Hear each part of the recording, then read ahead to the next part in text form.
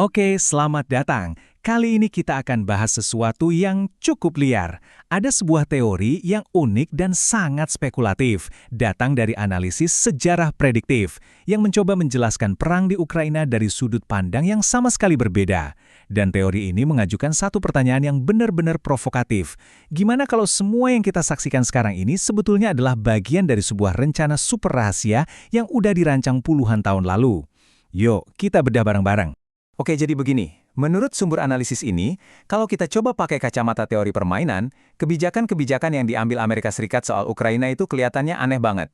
Bahkan bisa dibilang malah merugikan diri mereka sendiri. Nah, disinilah letak teka-teki utamanya. Ini dia pertanyaan intinya. Kenapa sih kebijakan yang tujuannya seharusnya buat melemahkan Rusia, kok kelihatannya malah memperkuat posisi Putin? Aneh kan? Nah, mari kita coba pecahkan misteri besar ini bersama-sama. Sumber ini secara spesifik menyoroti 3 kebijakan utama. Pertama, bantuan militer yang masif. Kedua, sanksi yang targetnya sangat spesifik ke para oligarki. Dan ketiga, sabotase pipa gas Nord Stream. Menurut analisis ini, ketiga-tiganya secara mengejutkan justru berbalik menguntungkan Rusia. Nah, bagian ini menarik banget. Coba lihat perbandingannya dengan Tiongkok. Analisis ini bilang, sanksi terhadap oligarki spesifik di Rusia itu justru bikin mereka nggak punya pilihan lain selain merapat dan bersatu di belakang Putin.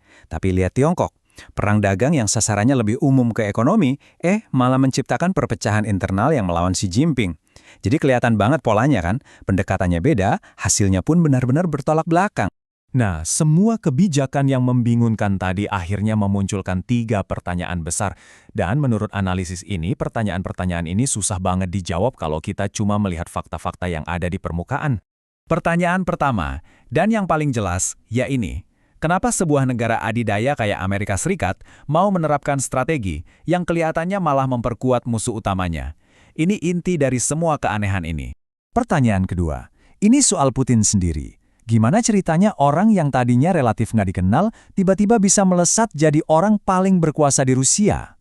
Sumber ini melihat kemunculan Putin itu sebagai sebuah anomali yang butuh penjelasan lebih dalam. Dan yang terakhir, pertanyaan pamungkasnya.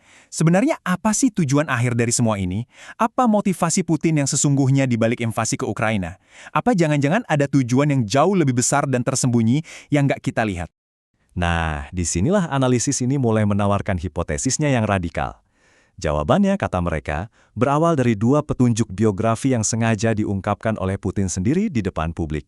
Petunjuk pertama datang langsung dari Putin. Dia bilang kakeknya dulu adalah juru masak pribadi untuk 2 pemimpin paling kuat di Uni Soviet. Menurut analisis ini bukan sekedar cerita keluarga biasa loh, ini adalah sebuah sinyal yang sangat kuat.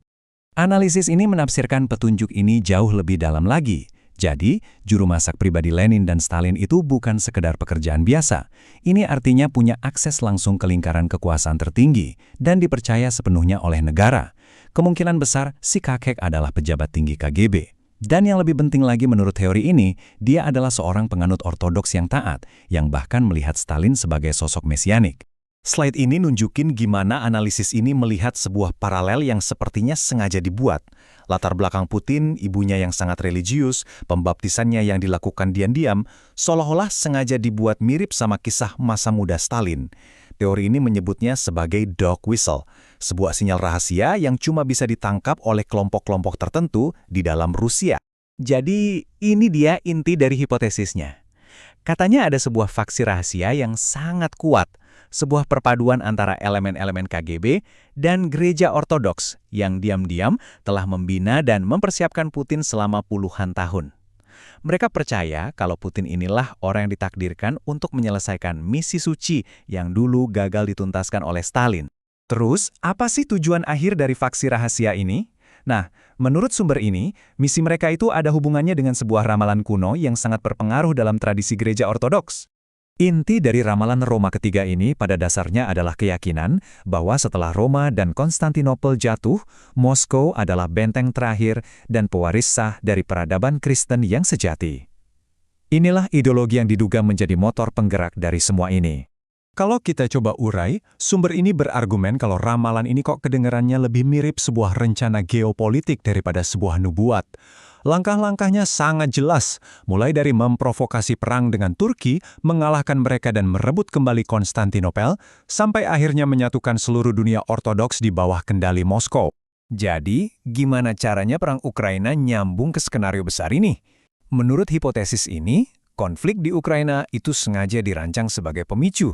Tujuannya adalah untuk memancing NATO dan yang paling penting, Turki untuk masuk ke dalam konflik yang puncaknya nanti akan terjadi di kota pelabuhan strategis Odessa.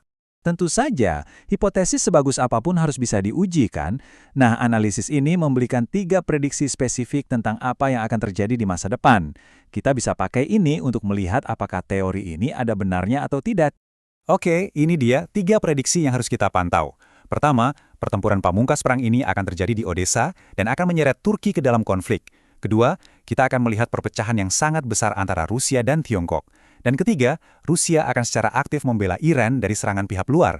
Kalau ketiga hal ini benar-benar terjadi, wah, mungkin teori yang kedengarannya sangat spekulatif ini bukan sekedar teori biasa. Jadi, pertanyaannya sekarang adalah, apakah ini semua cuma teori konspirasi yang sangat rumit, atau kita sedang menyaksikan sebuah rencana rahasia yang sudah berjalan puluhan tahun lamanya? Menurut analisis ini, jawabannya akan terungkap seiring berjalannya waktu, dan yang pasti, seluruh dunia sedang mengamati.